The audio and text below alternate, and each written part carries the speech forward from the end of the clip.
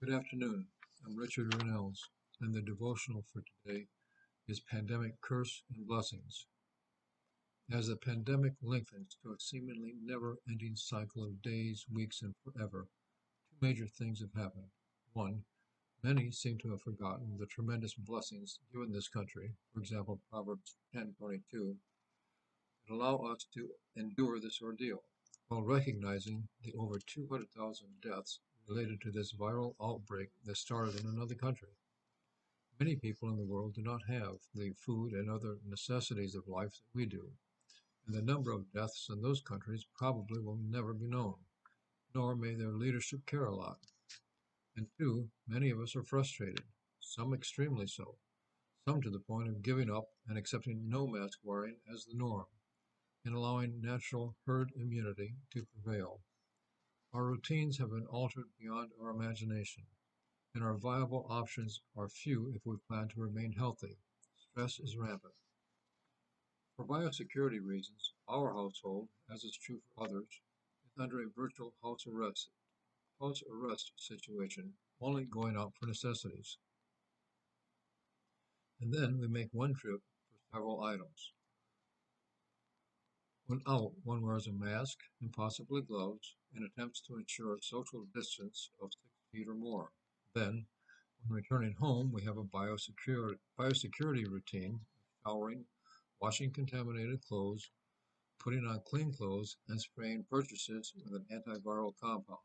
Then we hibernate until the next outing.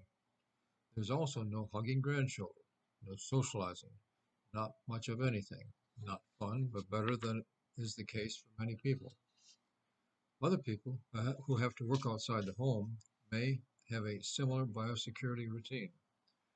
Where would we be if grocery store personnel tried to telecommute, or cops, or firefighters, or medical personnel, or the military, or? Why do some people say masks are not fully effective, so they will not wear one? Perhaps because they do not see that a mask effectiveness of 70 or 90% is better than 0%. Related to mask wearing by individuals are mass gatherings. Why do people protest apparently without wearing a mask or social distancing? Justified or not, is not the question. Certainly, the rioting and looting that has gone on for weeks or months in some cities without any serious or obvious attempt to be controlled by their politicians cannot be justified at any level.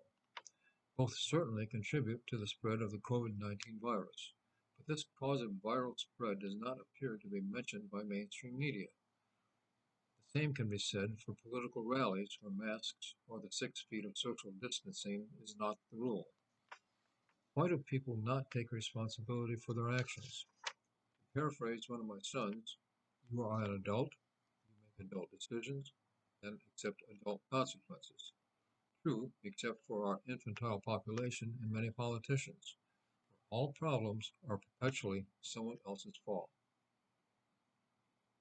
If many of our politicians of both parties will only be pseudo-leaders, perhaps we must use our common sense to minimize our personal and collective risk. Those who would destroy our country by exacerbating initially justified societal unrest will use any excuse to do so. Perhaps as citizens, we must not justify, accept, or promote that activity. We must protect ourselves, our families, and others, and our country. Corrective action at all levels must be taken to address injustices for everyone. Rioters and looters and their funders must be held accountable for personal and property damage. They contribute to the spread of the virus, but are mentioned by the media only in passing, if at all. Rather than focus on finding fault for the errors of our politicians and others regarding the pandemic, excuse me, and joining in the self-righteous attitude of some people, we should appreciate our blessings. We should use those blessings for good, for our mutual benefit. We should know God is the real source of our exceptional opportunities and wealth, and each day should sincerely thank God for all we have. We should understand frustration is a normal human emotion that may well be justified, yet not to the degree we too often exhibit it. We should ask God for forgiveness and protection, but do our part to deserve it. God be with you.